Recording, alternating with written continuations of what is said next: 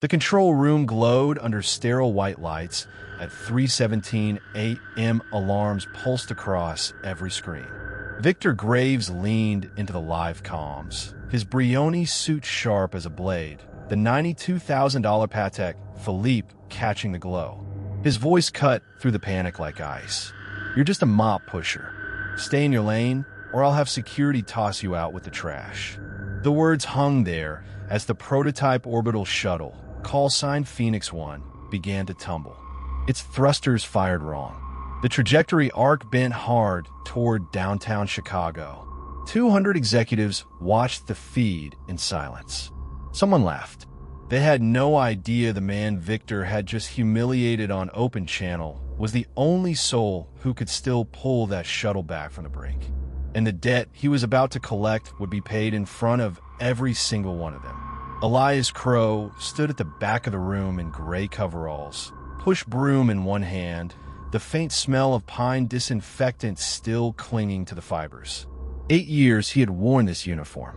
8 years of night shifts and quiet nods, while the company he founded drifted further from the vision he once piloted with his own hands.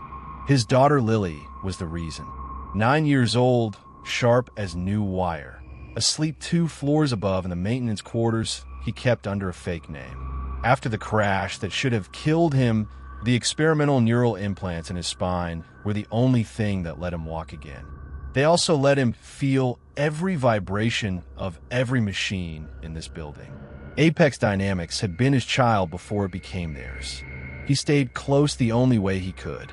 As the janitor, Victor Graves had arrived 6 months earlier, all polished confidence and merger fever. Sterling Orbital wanted in. The deal was worth $4 billion if the Phoenix launch succeeded on schedule. Graves wore success like cologne. Every morning he passed Elias in the corridor and muttered the same thing under his breath. "Try not to leave streaks this time, Crow." Tonight the mockery had gone public. The entire night shift control team had heard it. A few of them smirked behind their coffee cups. Elias simply lowered his eyes, turned, and pushed the broom toward the service elevator. The silver dog tag from his old test flight hung inside his coveralls, warm against his chest like it always did. The engraved letters had worn almost smooth. EC, Delta 7. Down in the sub-basement, the air tasted of ozone and cold metal. 4:02 a.m. The emergency override console sat behind a locked panel only 3 people on Earth were ever supposed to know existed. Elias had built it himself before the board voted him out and rewrote history. His fingers moved across the hidden keypad. A soft chime answered. On the other side of the planet, the tumbling shuttle suddenly steadied. Attitude thrusters fired in a precise microburst no one in the control room had commanded. The trajectory flattened by 7 degrees. Chicago slid back out of the danger cone. Elias watched the telemetry numbers settle on his small tablet. The $2.4 billion vehicle was safe. The test pilot breathing inside, it would never know how close he had come to becoming a crater in Grant Park. Elias closed the panel, wiped a single fingerprint from the metal, and slipped the tablet back into the pocket of his coveralls. By the time the night crew reached the lower levels, he was already pushing the mop again, leaving perfect wet lines across the concrete. The dog tag clicked once against the handle of the bucket. No one noticed. Day 1. Victor stormed into the executive briefing at 7 a.m., sleeves rolled, eyes bright with damage control. The anomaly has been corrected. Minor software glitch. We are still go for launch in 10 days. He did not mention the janitor, but later that morning the internal memo went out anyway. Effective immediately, Elias Crow is relieved of all duties for gross incompetence and unauthorized access to restricted areas. Security will escort him from the premises by noon. Elias read the printout while Lily ate cereal in their small quarters. She looked up, milk on her lip. "Daddy, why does your shirt smell like the big machines again?" He tucked the folded memo into her lunchbox beside the silver dog tag he had slipped in while she slept. A small ritual. A promise he would come back. 19 hours until they realize the titanium shipment is missing he said under his breath, alone in the corridor a few minutes later. He walked out the service entrance at 11:58 a.m., carrying a cardboard box exactly as ordered. 2 security guards flanked him. One of them actually looked sorry. Elias kept his face blank. Inside his chest, the neural implants hummed with fresh data streams. He had already begun. Day 2. At 2:14 a.m., the first anonymous by order went through on the distressed Apex shares. 12,000 units. Then another 14. The price barely flickered, but the holding company name attached to the purchases was one Victor Graves had never seen before. Meanwhile, in a dusty office outside Reno, a retired mine operator received a wire for exactly $870,000. The attached contract was silent. The raw titanium that Victor needed for the shuttle's heat shield would now cost 340% more than budgeted. The reroute paperwork had Elias's old encrypted signature buried so deep no auditor would ever find it. Elias sat on the roof of an old parking garage 3 blocks from Apex, the city lights of Chicago glittering below. The silver dog tag rested in his palm. He turned it once, feeling the familiar edge. Lily's voice played in his memory from the night before. "You're not really fired, are you, Daddy?" He had kissed the top of her head instead of answering. Day 3. Victor's office smelled of fresh espresso and panic. The merger team from Sterling Orbital had moved the deadline up. They wanted proof the Phoenix would hold together. Victor slammed the phone down, then straightened his tie in the mirror. The Patek on his wrist caught the light like a warning. "Find that janitor," he told his assistant. "I want to make an example of him at tomorrow's all hands." But Elias was already 2 steps ahead. In a quiet booth at a 24-hour diner on Halstead Street, he met a former flight engineer who still owed him from the old Delta program. The man slid across a single thumb drive. Every safety waiver Victor signed off on. Dated. Time-stamped. Enough to ground the program for a year if it leaks. Elias took the drive. The dog tag was now back inside his jacket, clicking softly when he moved. He paid for both coffees in cash and left without another word. Day 4. The leaks began. Not from Elias. From Victor's own nervous staff. The rumor spread through the night crew like smoke. The janitor had been caught trying to sabotage the shuttle. Security footage showed him near the override panel. Never mind that the footage had been altered. The story stuck. Elias listened to it all from a bench in Lincoln Park while Lily practiced cartwheels on the grass. The autumn air carried the smell of hot dogs from a nearby cart. He checked his watch. 17 hours until the next titanium shipment was due. It would not arrive. The price had already jumped again. Lily ran over, out of breath, and dropped something into his lap. The silver dog tag. She had taken it from her lunchbox that morning and carried it all day like a lucky charm. "I think it wants to stay with you tonight," she said. Elias closed his fingers around the metal, warm from her pocket. For the first time in 8 years, the weight in his chest felt almost light. The shuttle was still on course. The boardroom was still blind. And Victor Graves had no idea the man he had thrown away was now holding every thread that could unravel him. Day 5. He left Lily sleeping under a blanket fort in their tiny apartment on Racine Avenue. The dog tag now looped on a fresh chain around her neck like a promise. The metal had grown warm against her skin all day. Tonight, it would stay with her while he worked. Elias pulled on the same faded Carhartt jacket that still carried the faint scent of hydraulic fluid and walked the 6 blocks to the service entrance of the Lang Aerospace Campus. 2:14 a.m. The night air tasted of coming rain.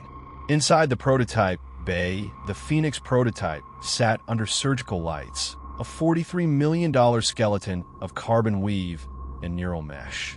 One of the primary attitude thrusters was bleeding pressure at a rate that would trigger an automatic abort in 14 hours if left alone. Victor's lead engineer had already signed off on the telemetry as within spec. The ink on that report was still wet. Elias moved like a shadow between the scaffolding. He had helped design the fail-safes himself, back when the program was still called Blackbird, and the funding came through black budget channels no one on the current board had ever seen. He knew exactly which access panel still responded to the old master override code. 287 missions. That number lived in his fingers more than it lived in any logbook. He popped the panel, the soft click echoing once before the bay's ventilation swallowed it. The smell of ozone and warm circuitry filled his nose. 37 minutes of careful rerouting, one bypassed relay, and the pressure curve flattened. The neural net inside the prototype stopped its quiet screaming. When he was done, the only trace was a single thumbprint on the underside of a bulkhead, his deliberately left. Let them chase ghosts. He was back in the apartment by 4:07 a.m., boots off, breathing steady. Lily stirred in her Ford, the dog tag catching the street light through the blinds and flashing once like a signal. Elias watched her for a long minute before sleep finally took him. Day 6. The all-hands meeting happened at 10 sharp in the glass-walled auditorium on the 5th floor. Victor Graves stood at the podium in a midnight blue Brioni suit, Patek Philippe glinting under the lights, Italian loafers polished to a mirror finish. 200 employees watched him promise that the Phoenix launch window was still green. Minor supply hiccups, he called them. Nothing that can't be managed by professionals. Elias sat in the back row wearing the Navy maintenance coveralls that still had his fake name stitched above the pocket. The dog tag was back inside his jacket again, clicking softly every time he shifted. He felt the stares. Word had spread, the janitor from the override panel. Security had questioned him for 43 minutes the night before. He had said almost nothing. The silence made people nervous. Victor's eyes swept the room and landed on him for half a second. A small, satisfied smile. Some people don't belong in the machine, he said into the microphone, voice smooth as lacquered walnut. They gum up the works. We remove them. A ripple of uneasy laughter. Elias didn't blink. But later that afternoon, in a private corridor on sublevel 2, one of Victor's own project managers cornered him. Dr. Sarah Klein, mid-40s, dark circles under her eyes that no concealer could hide. She had been the one who signed the altered footage report. Her hand shook as she pressed a single printed page into his palm. These pressure readings don't match what I logged yesterday, she whispered. The thruster should have spiked at 0315. It didn't. Someone corrected it. And the only person who knows the old bypass codes is... She stopped, eyes widening as the realization landed. You're not a janitor. Elias folded the page once, tucked it away. The paper smelled faintly of toner and fear. Go home, doctor. Sleep. The correction will hold for now. He left her standing there, mouth open, the echo of his boots fading down the concrete hall. Day 7. The titanium shipment that never arrived on day 4 finally materialized, except the alloy mix was wrong. 0.7% too much vanadium. Enough to make the new heat shield brittle under re-entry loads. Victor's procurement director swore the supplier had been vetted. The supplier swore the serial numbers matched the order. Elias knew better. He had paid a retired metallurgist in Gary, Indiana, $28,400 in untraceable bills to switch the crates at the rail yard 2 nights earlier. The substitution would pass every casual scan. It would fail the deep spectrography scheduled for next week. He spent the morning in the materials lab, wearing latex gloves, quietly logging the discrepancy into a ghost server only he could reach. Invoice number 4471 sat on the corner of his bench like a calling card. The dog tag rested beside it, chain coiled like a sleeping snake. Lily had pressed it into his hand before the school bus came, whispering, "It keeps the bad dreams away." He had kissed the top of her head and said nothing. By 3:17 p.m., the first internal memo went out. Possible contamination in Lot 19B. Panic began to ripple outward in widening circles. Victor canceled his lunch at Spiaggia and stormed into the lab himself, tie loosened, the faint smell of expensive cologne mixing with the metallic tang of the test samples. He demanded answers. No one had any. Elias stood 3 feet away, pretending to sweep composite shavings from the floor. Victor's gaze flicked across him, dismissed him again, then snapped back. Recognition this time. Not full. Not yet. Just the uneasy feeling that the man in the coveralls had been somewhere important once. That night, Elias met another contact at the same 24-hour diner on Halstead. This one was a former Delta ground crew chief who still owed him for pulling his son out of a Taliban ambush in '09. The man slid across a thick manila envelope. Flight log anomalies from the last 17 test runs. Every time Victor overrode the safety interlocks. His signature, his timestamps. Elias accepted it without expression. The dog tag clicked once inside his jacket as he stood. Day 8. The spectrography results came in at 9:22 a.m. The vanadium spike triggered a full stand-down order. The Phoenix would not fly on the 19th. The board called an emergency session. Victor's voice cracked for the first time on the conference line. Elias listened from a maintenance closet on the 6th floor, ear pressed to a repurposed intercom speaker that still carried the old secure frequency. The smell of cleaning solvent burned his nostrils. He waited until the shouting died down, then made one quiet call from a burner phone. The voice on the other end belonged to the original owner of the company, Victor's uncle, retired and living in a cabin outside Flagstaff. The man had never sold his voting shares. He simply hadn't voted them in 8 years. "Tell me the boy is still alive," the old voice rasped. "He is," Elias said, "and he's bleeding your legacy dry." A long silence. Then, "I always wondered what happened to you after the accident. Figured you died on that mountain." "Close enough," Elias answered. "But the mountain kept my dog tag, and now I want everything else back." He hung up. The symbolic weight in his jacket felt heavier than it had in days. Day 9.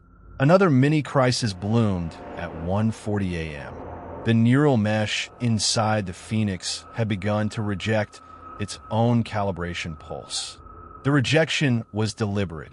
Elias had planted a dormant subroutine weeks earlier that would activate only after the vanadium discrepancy was confirmed. The mesh would now require a full firmware rewrite. A rewrite only the original architect could perform without triggering a total system purge.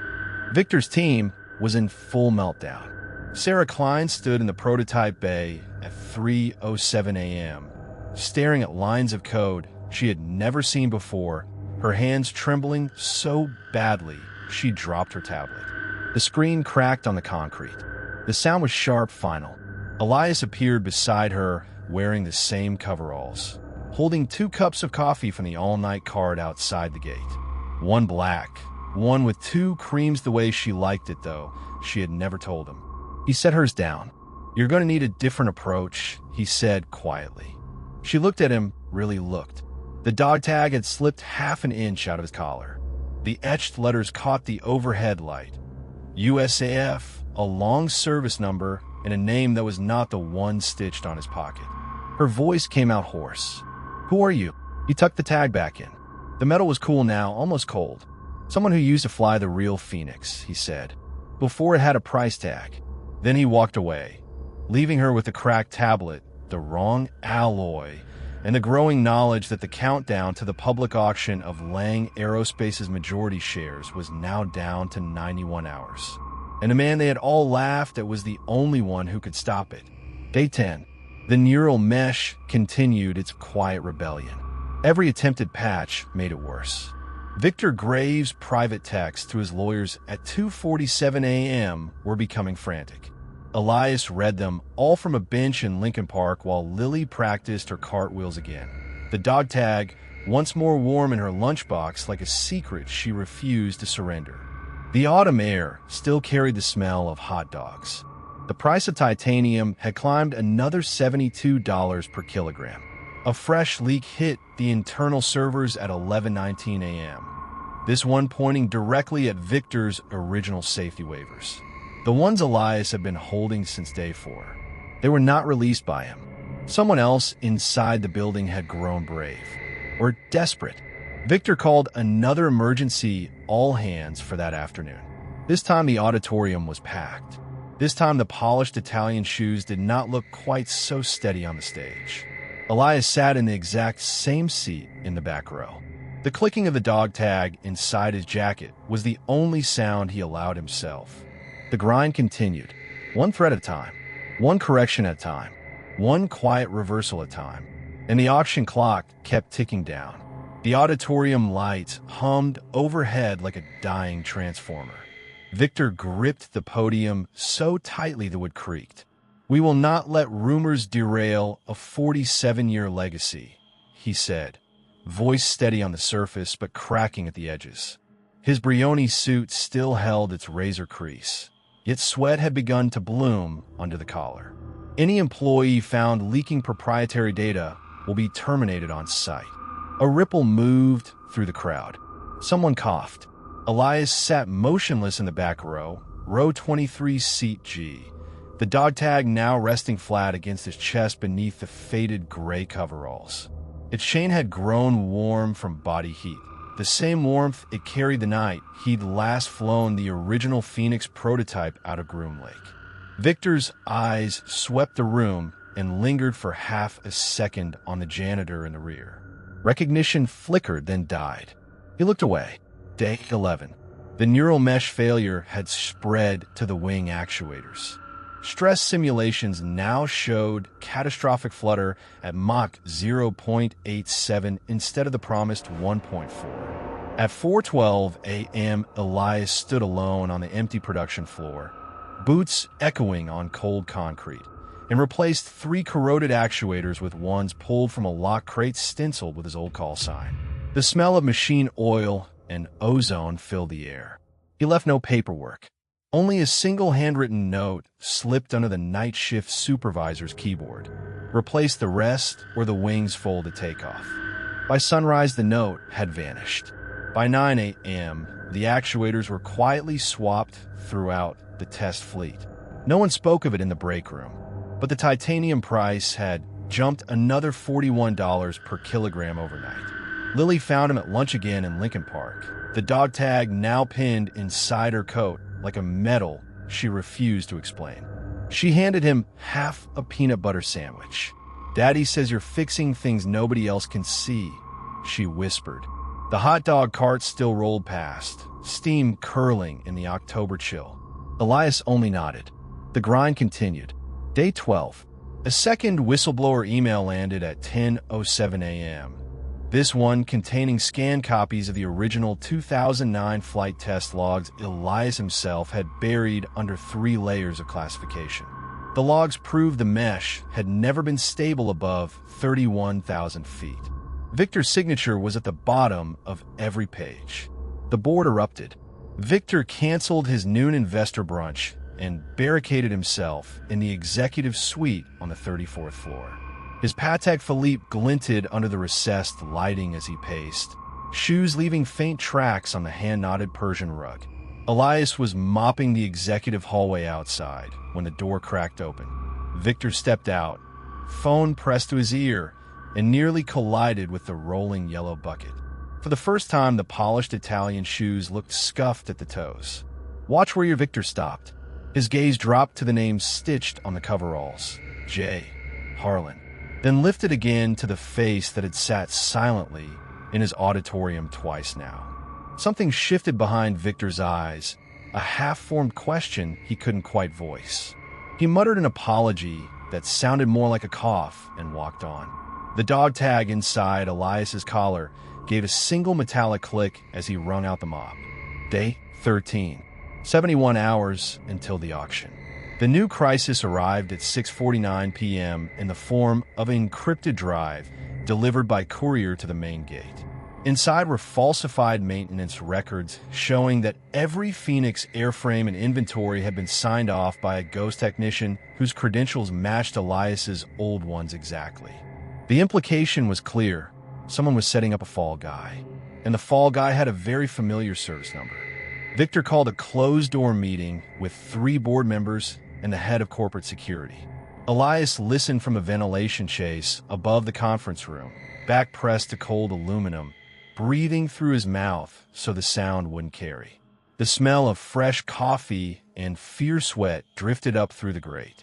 "They're going to pin the entire collapse on this Harlan character," one director hissed. "We leak his name tomorrow. Let the press tear him apart, and the stock might recover enough to salvage the sale." Victor was quiet a long time. The ice in his glass clinked once. "Do it," he said finally, "but keep my name off the paperwork." Elias remained perfectly still until the room emptied at 8:17 p.m. Then he dropped silently through the access panel, boots landing without a sound on the mahogany table. He left behind only the courier's drive, wiped clean, and a single photocopy of the real 2009 test pilot signature. His own. The grind tightened. Day 14. 62 hours to auction. The press leak hit at 7 a.m. exactly. Every major aviation blog carried the headline, "Mysterious Janitor at Heart of Lang Aerospace Scandal." Below was a grainy photo of Elias pushing a trash cart, face half-turned. The article claimed he had been forging maintenance logs for months. Comment sections filled with laughter. The same laughter that had followed him out the door on day one. Victor watched the coverage from his office, sleeves rolled up for the first time anyone could remember, the Patek pushed halfway up his forearm. His private text to the PR firm at 7:43 a.m. grew shorter, sharper. "Make it stick. I want him radioactive by noon." Elias read every message from the roof of the adjacent parking garage, wind whipping at his coveralls. Lily's school had called in sick for her that morning. She now sat cross-legged beside him, the dog tag clutched tight in her small fist like a talisman against the cold. The metal had taken on the temperature of her skin. At 11:19 a.m., the internal servers received an anonymous counterfile. It contained the original flight test telemetry Elias had flown himself on mission 287, the one that proved the mesh could be stabilized if the original control laws were restored. The file was signed with a single line of code only 3 people on Earth would recognize: Phoenix Actual. The board meeting, called an emergency session at 1 p.m., ran long. Victor's Italian shoes tapped an uneven rhythm onto the table. When the head of cybersecurity asked who could have possibly accessed the archival mainframe, Victor's answer came too quickly. "It doesn't matter. Bury it." But the file had already been mirrored to every engineering workstation on the floor. The small reversal came at 4:22 p.m. A junior stress analyst named Mara, the same woman who had once rolled her eyes when Elias suggested checking the flutter margins, stood up in the open plan office and announced that the new data matched real-world telemetry from 2009. "Whoever sent this," she said, voice trembling but clear, "just save the wing." Heads turned. A few engineers began to clap, uncertain at first, then louder. Elias watched from the service elevator, half hidden behind a laundry cart of clean coveralls. The dog tag burned against his sternum. 53 hours remained. Day 15. The leaks were coming faster now, each one tighter, more precise. At 2:14 a.m., Victor sent a single text to an unlisted number. "Find out who the hell Jay Harlan really is." The reply arrived 14 minutes later. A single attached photograph. Elias in dress blues, 2004, silver wings on his chest, and 4 stars on each shoulder. The caption read, "You fired the wrong man." Victor did not sleep again that night. Elias spent the small hours in the materials lab, recalibrating the neural mesh with a soldering iron and a battered laptop that still carried his old flight software. The faint smell of heated flux clung to his fingers. When he finished, he left the laptop open on the workbench with one window displayed. A live countdown clock synced to the auction schedule. 61 hours, 14 minutes. He tucked the dog tag back beneath his collar, metal now cool from the night air, and walked the long corridor toward the exit. The grind had teeth now. Every step echoed with the same quiet promise he had made the day they laughed him out of the building. They still had no idea what was coming, but they were starting to feel it in their bones. The fluorescent lights hummed overhead like a dying hive as Elias slipped out the side door at 3:47 a.m. The night security guard, half asleep in his booth, never looked up. 51 hours remained. Day 16. Victor's office smelled of stale espresso and fierce sweat by sunrise. He paced behind the glass wall, Italian shoes clicking sharp against the marble he had chosen himself. The photograph and the unlisted number still glowed on his monitor. Elias, younger, shoulders squared, for silver stars winking under the studio lights. Victor deleted it, then emptied the trash folder twice. The dog tag. He kept seeing it in his mind, though he had never laid eyes on the real one. Something about the way Elias always touched his collar. At 9:12 a.m., the second leak hit. This time it wasn't data. It was a physical part. A carbon fiber actuator strut, serial marked from a 2009 test airframe, appeared on the loading dock shrink wrap to a pallet no one had ordered. The barcode scanned clean. The tolerances were tighter than anything the current supplier could hit. Mara found the packing slip first. One line, typed in crisp courier font. For flutter margin correction, install before stress cycle 3. No signature. Just a small ink stamp in the corner. An old Air Force crest, faded almost to nothing. She carried the strut into the main hangar herself. The metal felt cold through her gloves. When the senior stress team bolted it in place, the entire wing assembly settled with a soft, satisfied click that echoed off the rafters. For the first time in 18 months, the digital twin stopped throwing fatal errors. The room went quiet enough to hear the ventilation fans whispering. Victor watched the live feed from his desk, jaw locked so tight the muscle twitched. He pressed the intercom. Who signed for that delivery? The dock foreman's voice crackled back. Nobody. It was just there. Victor killed the feed. 47 hours remained. Elias spent the morning in the sub-basement archive no one had used since the 90s. Dust coated the shelves like gray snow. He found the original Flutter test logs exactly where he had left them in 2011, bound in faded green folders. He scanned 3 pages, encrypted them, and fed them into the same mirror network that had already begun to wake up. Then he closed the folder, slipped the dog tag from beneath his coveralls, and laid it flat on the cover for a long second. The metal was warm again. He could still smell the solder from the night before on his fingertips. Day 17. The crisis came at 11:03 a.m., sharp as a blade. A full system simulation crashed the central cluster. Red warning banners flooded every screen on the engineering floor. Structural integrity compromised.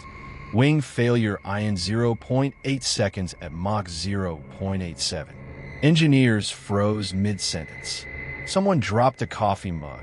The ceramic shattered loud enough to make half the room flinch. Victor stormed onto the floor in a charcoal Brioni suit that suddenly looked too tight across the shoulders. Fix it, he snapped. Now! Mara was already at the master console, fingers flying. The new actuator had solved one problem and exposed another. Phase lag in the neural mesh. The kind of flaw only the original designer would have spotted. She spoke without looking up. We need the 2009 calibration constants. They're not in the active database. Victor's laugh was thin, ice cracking. Then dig them out of the archive. They're gone, she said quietly. Someone wiped the directory at 4:19 this morning. The silence that followed had weight. Heads turned toward Victor. He felt their stares like hands on his back. The Patek on his wrist suddenly felt heavy, the second hand loud in his ears. 41 hours remained. Elias watched it all from the observation mezzanine, hidden behind a row of retired wind tunnel models. The smell of old hydraulic fluid drifted up from below. He waited until Victor's face went the color of raw concrete, then keyed a single command into the battered laptop balanced on his knee. The simulation window refreshed. The red banners vanished. Green swept across the displays in a slow, deliberate wave. A soft collective exhale rose from the floor below. Someone started clapping again, hesitant, then stronger. Mara stood up slowly. Her voice carried farther than she probably meant it to. "Jay, Harlan," she said. "Whoever he is, he's still here." Victor spun toward the sound of her voice. For the first time, his polished certainty cracked. He saw the dog tag then, or thought he did, a brief glint of metal as Elias turned away on the mezzanine above.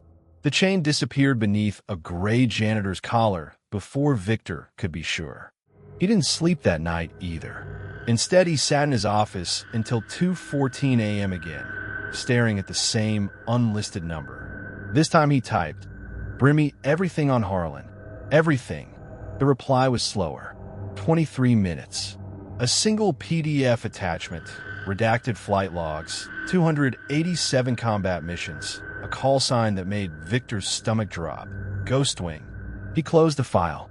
The dog tag and the old photograph stared back at him from the corner of the page. Same shape, same dull finish. Victor's hand trembled as he set his phone face down on the desk. 34 hours remained. Day 18. The next mini-crisis arrived with the morning shift. A federal compliance auditor showed up unannounced at 7:45 a.m., briefcase in one hand, government ID in the other. The wing was due for final certification in 72 hours. The auction buyers had demanded it. The auditor wanted the full traceability matrix for the neural mesh. Victor's team had none.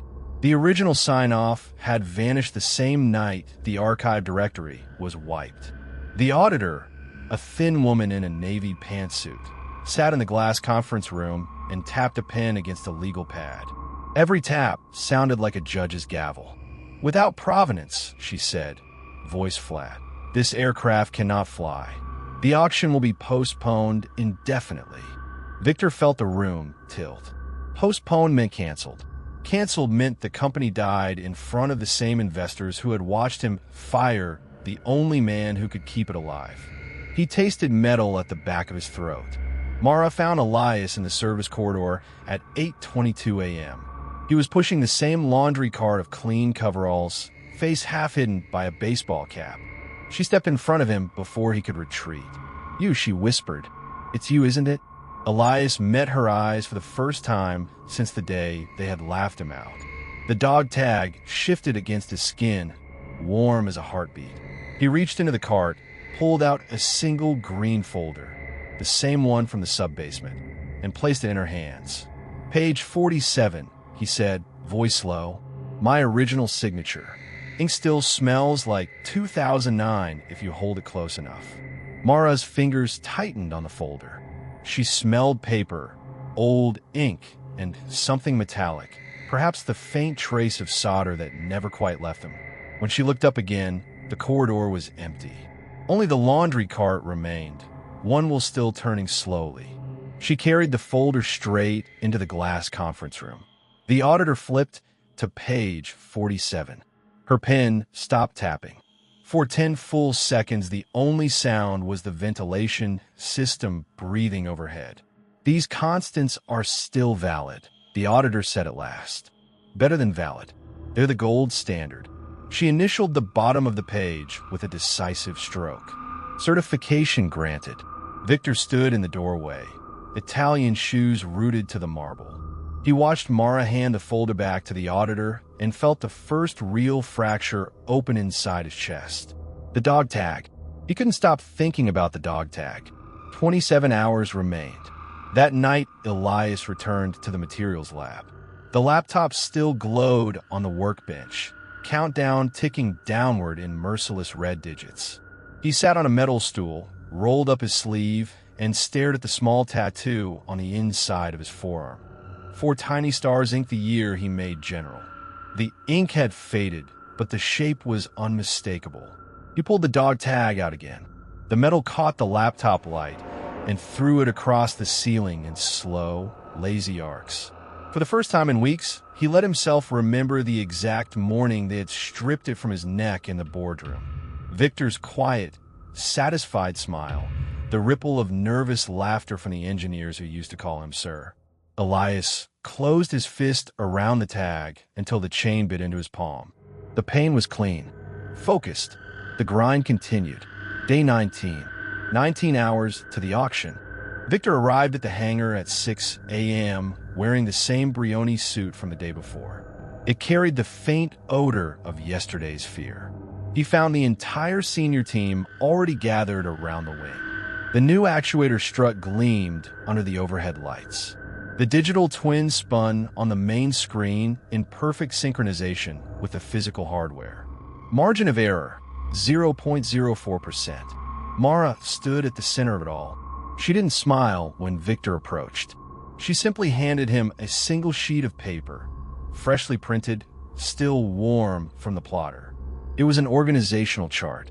At the very top, in the box labeled Chief Structural Architect, retired 2011, a name had been highlighted in yellow. G. Arlan. Beneath it, in smaller type, real name Elias J. Harlan, Major General, USAF, Ret. Victor's hand shook so badly the paper fluttered. He looked up. Every eye in the hangar was on him now. The smell of fresh epoxy and burnt coffee hung thick in the air. He opened his mouth. Nothing came out. Somewhere above them, hidden in the steel rafters, Elias watched the scene unfold. The dog tag rested against his sternum like a promise not yet paid in full. The metal had grown warm again. 15 hours remained. The leaks were no longer leaks. They were tied. Elias slipped from the catwalk without a sound, the dog tag warm against his skin like a second heartbeat. He moved through the service tunnels the way he once moved through Afghan ridgelines, boots silent on grated steel. The tunnels smelled of old hydraulic fluid and dust. He let the scent anchor him, ground him. Every step was another brick in the wall he was building around Victor's empire. He reached the utility closet beneath the main server rack at 7:12 a.m. The lock gave way under a tension wrench he kept in the same pocket as the tag. Inside, the air was colder, drier. He knelt, rolled up his sleeve again, and let the 4 faded stars brush the edge of the access panel. Muscle memory did the rest. 3 keystrokes, 1 bypass firewall, and the firmware patch he had written at 3 a.m. slid into the flight control stack. Margin of error, 0.000%. Invisible. Elegant. The kind of elegance only a man who once signed off on $4.2 billion in stealth contracts could deliver. He closed the panel, wiped the latch with his thumb, and left. By 8:47 a.m., the first anomaly appeared on the diagnostics board. A 0.7 millisecond latency in the starboard elevon. Nothing an engineer would lose sleep over. Yet, Elias watched the feed from a borrowed tablet in the break room pantry, steam from a forgotten cup of coffee curling past his face. He counted the seconds. The grind continued. Day 19, 12 hours to the auction. Victor stood in the glass-walled conference room on the mezzanine, sleeves rolled to the elbow for the first time anyone could remember. His Patek Philippe caught the fluorescent glare every time he slammed a fist on the table. The sound cracked through the open door like a starter pistol. Mara stood opposite him, arms folded, eyes flat. "We reran the simulation 6 times, she said. "The latency is propagating. Fix it." Victor's voice had lost its polish. It sounded like gravel now. "I have buyers flying in from Dubai and Seoul. The demonstrator has to be flawless." "Do you understand what flawless means, Mara?" She didn't flinch. "It means we need the man who wrote the original code." Victor's jaw worked. He reached for the organizational chart still crumpled in his jacket pocket. The paper had gone soft with sweat. He could smell the fear on himself now, sharp and metallic. The same odor that had clung to the Brioni the night he'd fired Elias in front of 30 witnesses. He looked away from her. Through the glass, he could see the junior engineers clustered around the wing like mourners. One of them, a kid named Ruiz, kept glancing upward at the rafters as if he expected someone to descend. Victor's mouth tasted of copper. He swallowed once, twice. The dog tag was not in his possession, but he felt its absence like a missing tooth. 11 hours remained. Day 19. 9 hours to the auction. Elias sat on an overturned crate in the decommissioned paint booth at the far end of the hangar. The booth smelled of dried primer and regret. He had spread a single sheet of graph paper across his knee. On it he drew the exact failure tree he had seeded into the system. 8 branching paths, each one tiny, each one compounding. He labeled the final node in neat block capitals. Catastrophic flutter at 0.82 Mach. Then he folded the paper once, twice, and slipped it into the same pocket that held the dog tag. The metal clicked against the paper like a quiet handshake.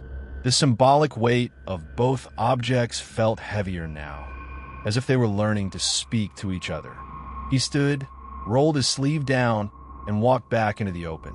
At 11:04 a.m., the second mini-crisis bloomed. An audible alarm, low and mournful, rolled across the hangar floor. Red strobes painted the white wing the color of fresh blood. The digital twin on the main screen froze, then jittered. Margin of error leapt to 3.4% in a single heartbeat.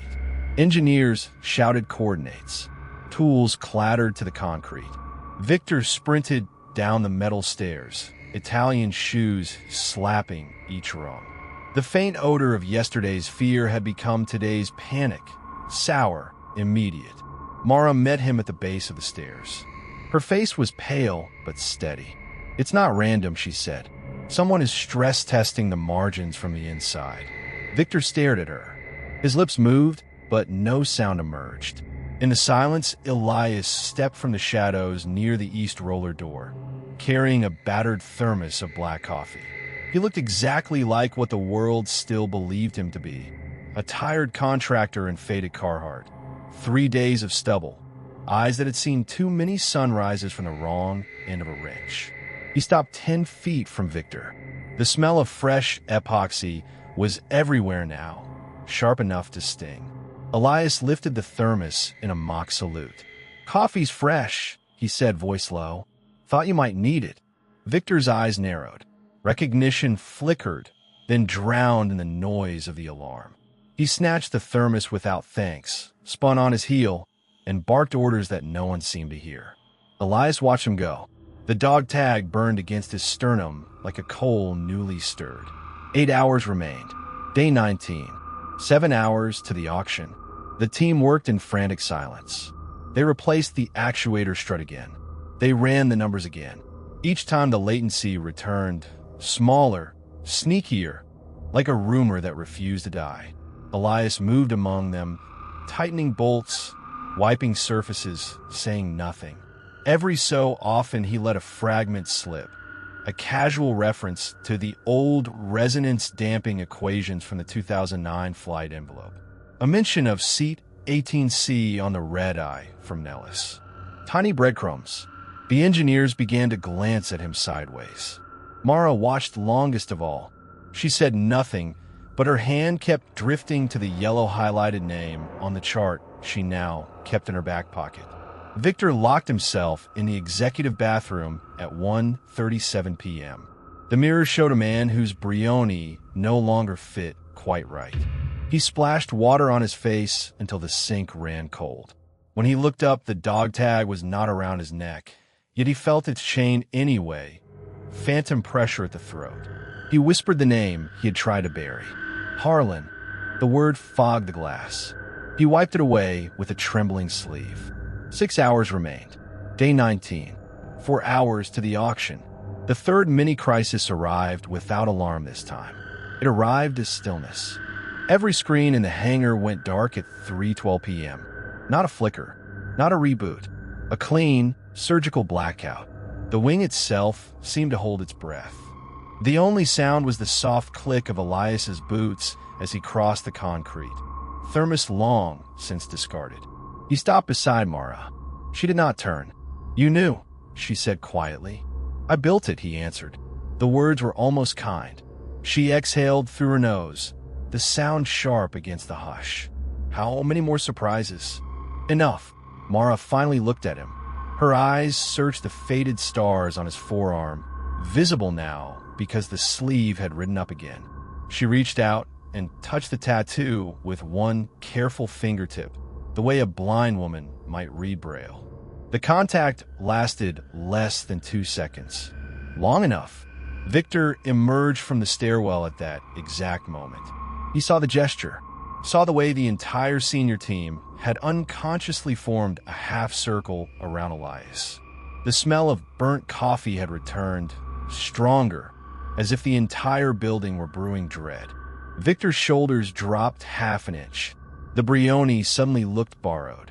He opened his mouth to shout an order, then closed it. The grind had teeth now, and they were closing. 3 hours remained. Day 19, 2 hours to the auction. Elias stood alone on the hangar roof as the desert wind tugged at his collar. Below, lights had come back on. Figures scurried like ants repairing a hill that refused to stay built. He pulled the dog tag out once more. The metal had cooled in the open air. He ran his thumb across the stamp name. Harlan, EJ, and the 4 tiny stars that matched the ones on his arm. The chain felt longer tonight, heavier, as if it were gathering mass with every hour that brought the auction closer. He remembered the morning they had ripped it from his neck. Victor's satisfied smile, the nervous laughter, the box they had handed him at the security desk containing everything he owned inside these walls.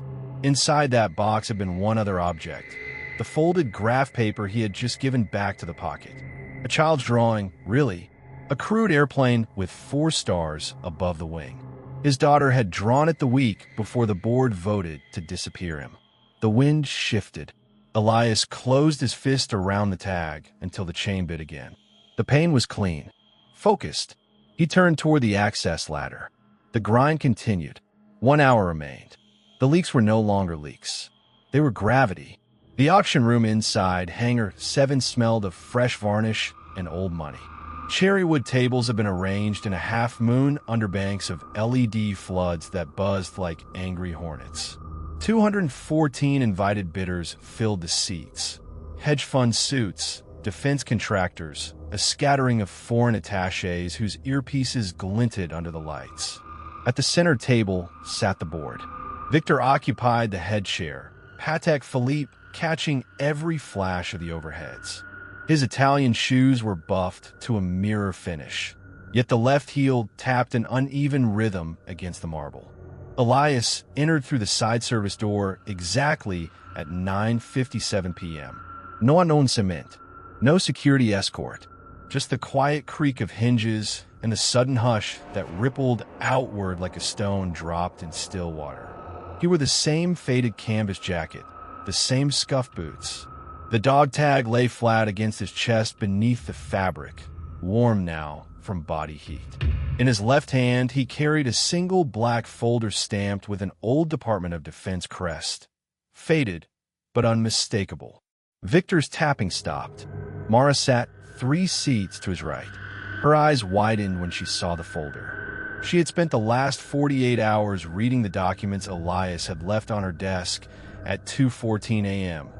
Page after page of original patents, flight logs from 287 classified missions, and a quiet transfer of ownership dated 11 years earlier. The same year Victor had convinced the board that Elias Harlan was dead weight. The auctioneer, a silver-haired man in a charcoal Tom Sweeney suit, cleared his throat. Lot 73. Prototype airframe designated Phoenix 9. Current high bid stands at $42 million from Sentinel Aerospace. A murmur rolled through the room. Victor allowed himself the smallest smirk and leaned back, fingers steepled.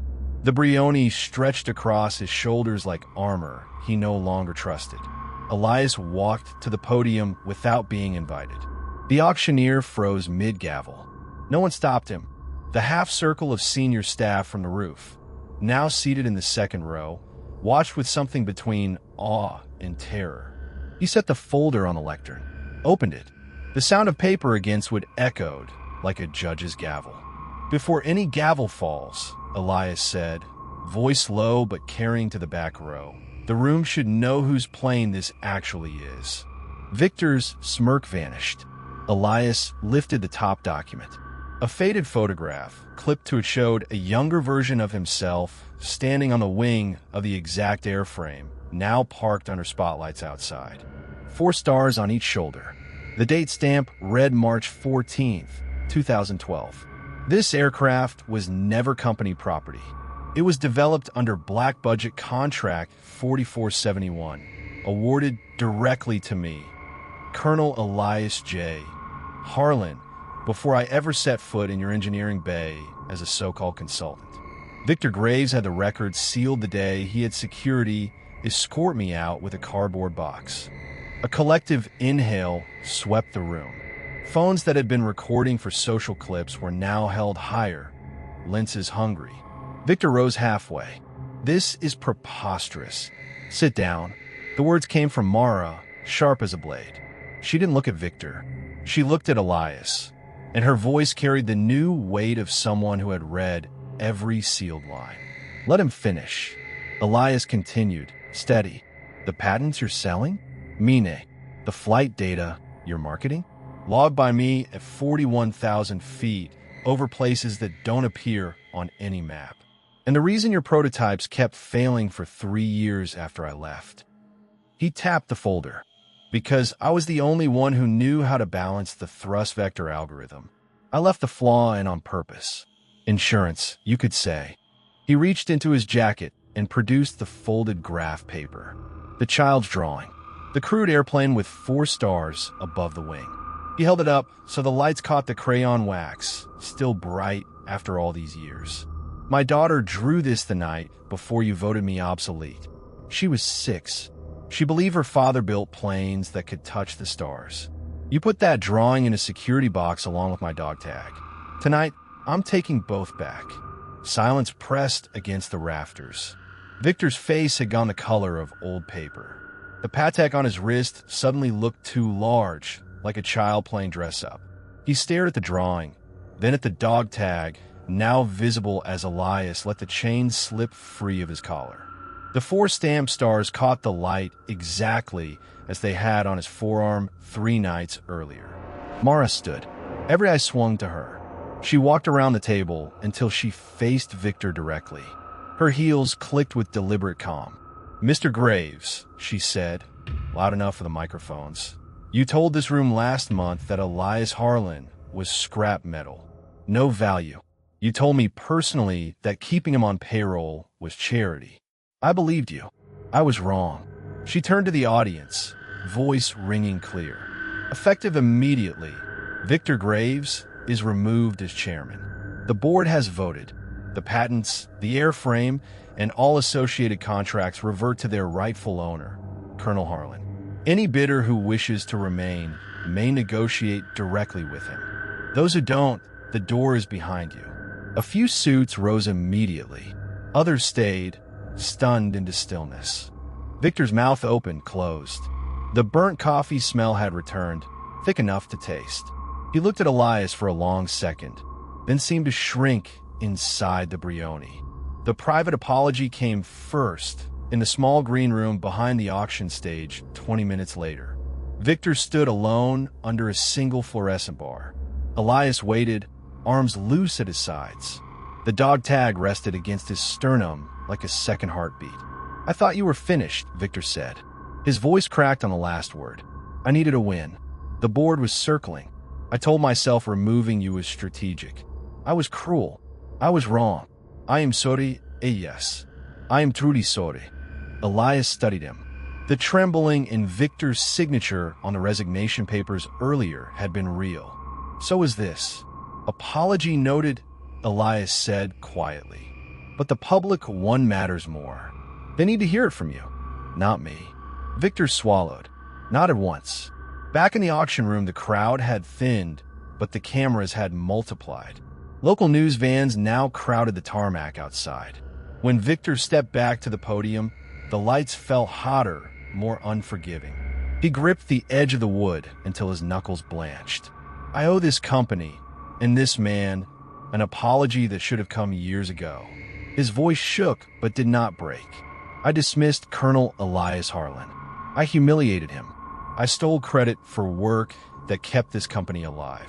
Tonight, I return every title, every patent, every dollar of profit derived from his designs.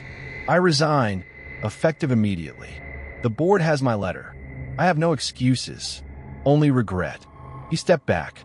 The room stayed silent for 3 full seconds. Then scattered applause began, hesitant, then stronger, from the very engineers who had once laughed while Victor had him escorted out. Elias did not smile.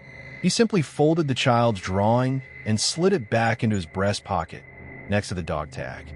The paper had warmed again, soft against his heart. 2 months later, the desert sky over the old test field was the color of gunmetal at dusk. Elias stood on the same hangar roof, but this time his daughter's hand was in his. Lily was 12 now, all elbows and questions.